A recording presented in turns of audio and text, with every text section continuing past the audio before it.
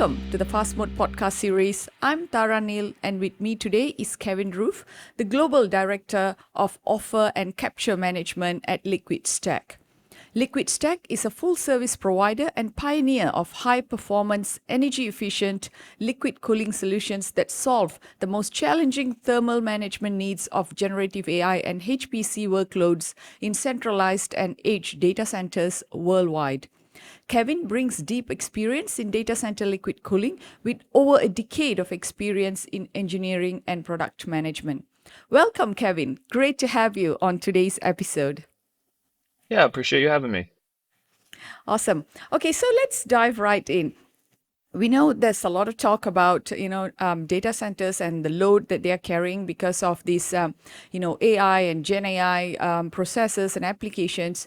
So and people are talking about how to keep data centers cool to cater for these workloads. So let's go back and examine why can't current air cooling systems keep up with the heat produced by new GPUs and processors. Yeah, great question. So traditionally, data centers are air cooled as a mode of cooling the technology of the CPUs and GPUs that are in the Mm-hmm. IT racks in the Mm-hmm. data hall. But the rate at which the GPU manufacturers are advancing this technology, it's scaling at such an incredible pace. They're Mm-hmm. packing more and more transistors into such a smaller physical die size, and they're creating new architectures that are really pushing the limits about what's capable. And as a result, they're generating um, a lot more heat on their CPUs and GPUs. We're seeing the what's called the TDP, and that's the chip's thermal design power. It's rising at an unprecedented pace. Mm-hmm. Like previously, prior to 2020 or so, we weren't seeing chip densities that were going past 700 watts, and that was a really dense, high density chip. But now today, we're seeing nearly double that with 1.2 kilowatt chips, 1.4 kilowatt chips, and we're seeing indications from the GPU, CPU, and chip manufacturers that they're going to be pushing that even further over the next 3 to 5 years. So it's really pushing what air can do because to cool these traditional technologies, what we're doing is directly attached to the chip. There's a heat sink, and we're blowing air over that heat sink with Mm-hmm. fins on it to try to cool that chip. But the challenge is there's a limitation to how much airflow we can move over that chip because we're driving such a large amount of air over a limited surface area. You can only blow so much air through such a small confined space. Mm-hmm. So if we kind of back that up and look at that's at the chip level. If we back up and look at it from a rack or pod level and a data center infrastructure, um, we're seeing it scale there as well. Traditionally, a few years ago, we wouldn't see a IT rack or a compute rack that was pushing over 10 kilowatts power a rack. That was considered high density. Now we're really pushing the limits of that with what's going on with generative AI and machine learning. We're seeing rack densities go well above 80 kilowatts a rack. We've been seeing in the recent years that that's scaling from 120, 130, 150 kilowatts a rack. We've seen Wow. indications from some of the GPU manufacturers during their conferences that they're announcing racks in 2027 that's going to be 600 kilowatts a rack, and then even by 2030 a megawatt a rack. So Mm-hmm. it's scaling so fast, and the air cooling is just not able to keep up with that because of limitations of what it can do with airflow. Mm-hmm. Wow.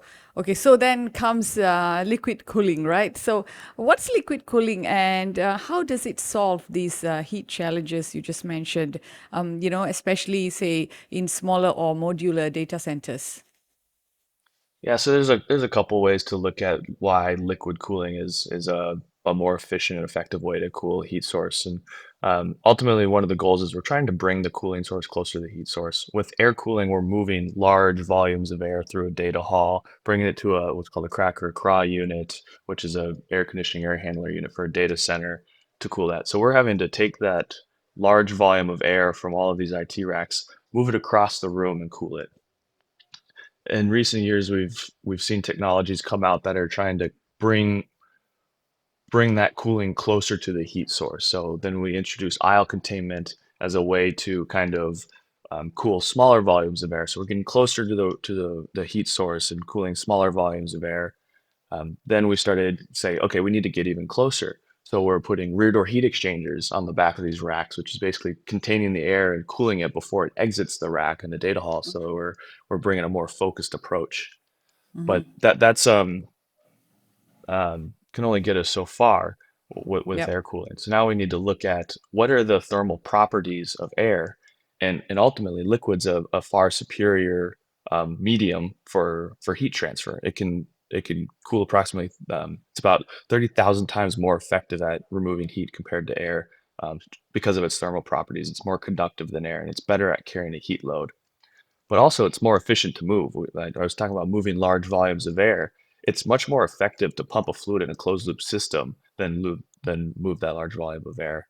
And we're actually seeing a lot of the GPU manufacturers. They're pushing us to liquid cooling. They're developing their server architectures that only have liquid cooling as an option, just because of the efficiency that we're seeing with it.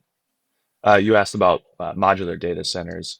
One Yep. of the reasons that we're seeing it really be adopted there, one, space constraints. It's a viable solution for such smaller spaces. But also, when I think modular data centers, I'm thinking about on the edge. Like this data center is probably being deployed in a container out in the desert somewhere. Mm-hmm. Liquid cooling operates at such a higher temperature relative to air cooling.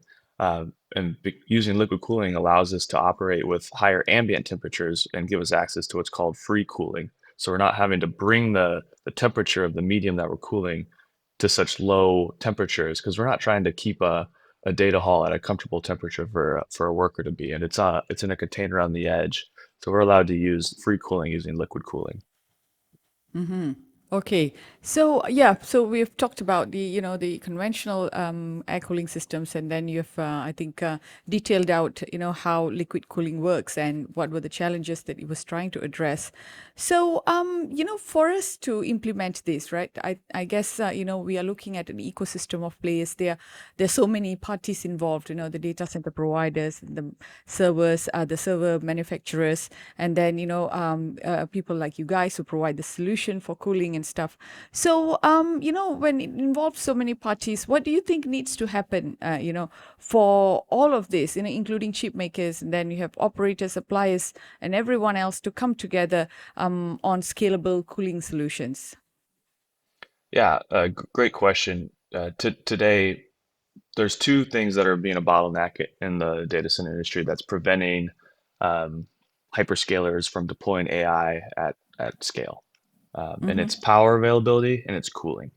So Mm-hmm. what we're seeing and what we need to do as an industry is to kind of come together and develop that ecosystem that enables this technology and enables this growth.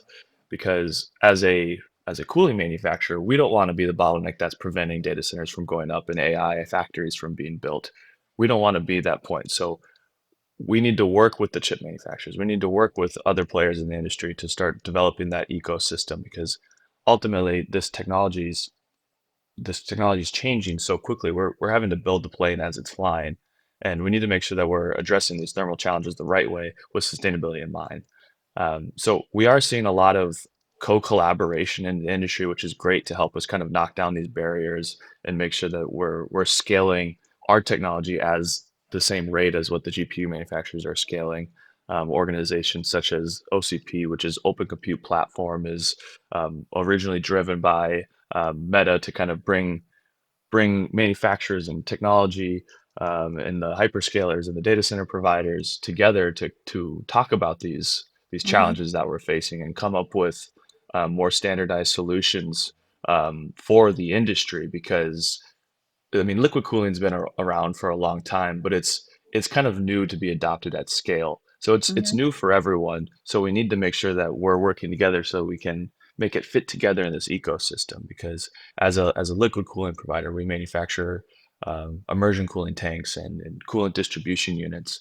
But that's one piece of the component. There's the cold plate that's actually touching directly to the chip that's doing their heat rejection. There's Mm-hmm. manifolds that are distributing the liquid cooling that we're providing to these. We need to make sure that all of our technologies work in harmony. Okay.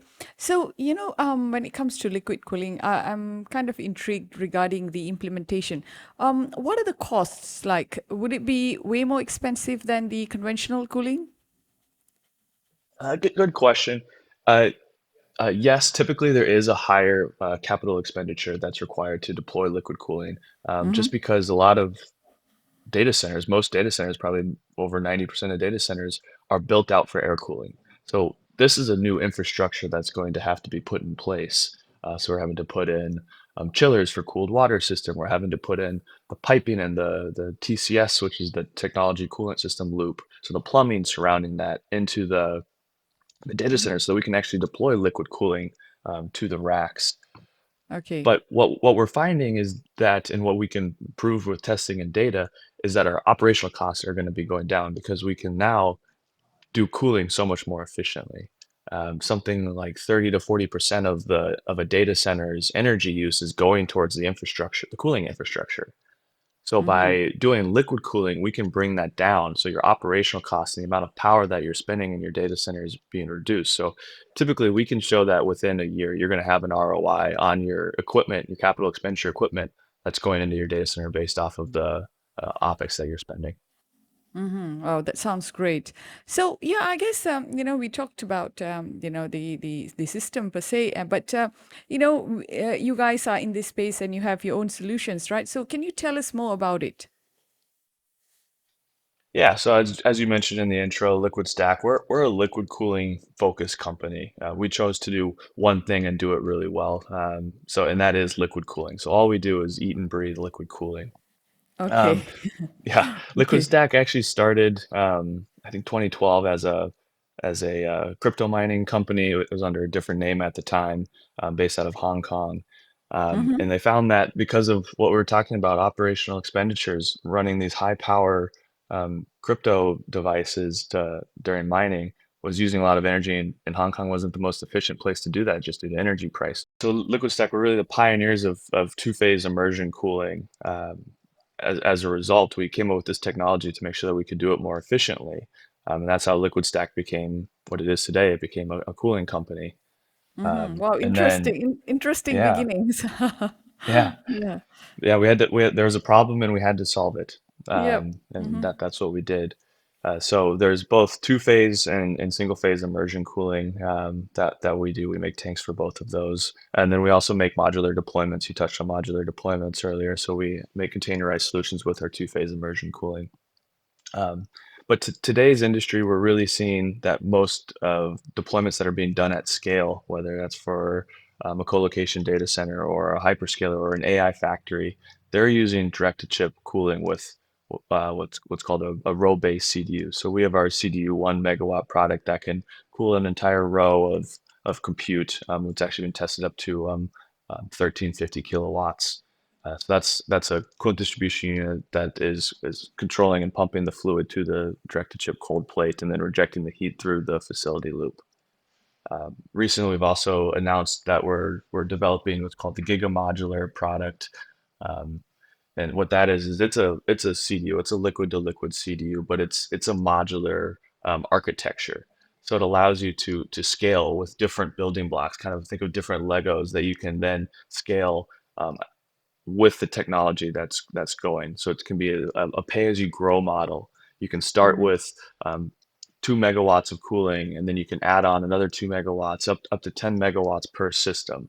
So that's Okay. really critical as it allows you to scale your cooling infrastructure and your cooling architecture as those next generation of GPUs and CPUs come out, which are at such higher densities than what we're seeing today. Mm-hmm. And how's the competitive landscape for these solutions? Are there many players out there who offer the same? Yeah, a couple of years ago, there were not many CDU manufacturers out there, but we're seeing that it's becoming a pretty competitive space. But what makes LiquidStack unique is that we're a Mm-hmm. full service liquid cooling provider, and we can do both immersion cooling and liquid to liquid direct to chip cooling when we're Okay. agnostic to the varying technologies that are out there. So it's not Mm-hmm. about pushing one technology, and what we focus on is finding the right approach and the right technology that fits our customers' need. Mm-hmm. Okay. So I guess, your customers would be, data center providers, the infrastructure providers. And do you work directly with enterprises who own their own data centers? It varies, and we could work directly with the data center provider, whether that be a colocation or a hyperscaler. But we also work a lot with contractors and consulting engineers who are selecting the equipment for these data centers. All right. Okay. Wow. That sounds great. I guess, it's a very interesting technology. And, despite you guys starting with crypto mining, that's where the history starts. I think you would not have guessed, or maybe you would have guessed, right? That's why you guys actually put in the effort in here to develop something that, when Gen AI and AI workloads come into play, they actually needed this solution even more. So, I guess it's a wonderful transition for you guys to know that what you have invented had so much value coming in the future, with so much of AI workloads now dominating data center spaces, right? Yeah, absolutely. It's a great industry to be in, and there's a big problem um, with handling these thermal loads. So it's fun to be at the forefront of the technology and what's going on with today with AI and machine learning and coming up with technologies to do it more efficiently and more sustainably. It's great company to be Yeah. a part of. Yes, indeed. Awesome. Well, Kevin, I think that brings us to the end of our session. Thank you so much for joining us today and for sharing your insights, especially on liquid cooling. We learned a lot, I guess, today, and then also how they are powering the growing workloads, especially AI workloads and GPUs and processors. So, thank you so much. Yeah, thank you for having me. Awesome. And to everyone tuning in, thank you guys for listening. If you want to learn more, visit liquidstack.com and follow us for more updates and insights as we continue to uncover the latest in technology and telecommunications. See you in our next session. Bye bye.